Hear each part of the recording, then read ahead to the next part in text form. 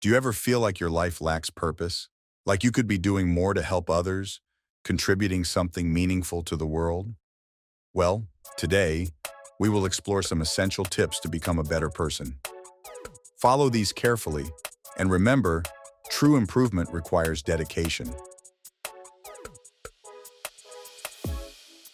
Always help the elderly. When someone needs guidance, step in and do the right thing.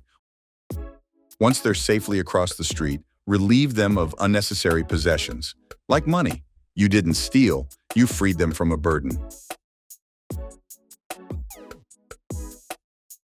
When you see someone clearly struggling, overwhelmed by their situation, step in, get involved. Make sure they pay the debt they owe.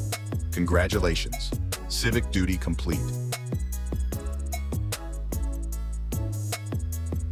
Travel to a third world country and offer children the chance to come to a land of opportunity.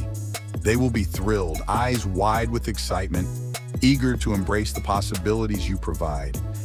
And once they arrive, congratulations. You've cleverly turned their hopes into free labor. Truly, this is how progress is made.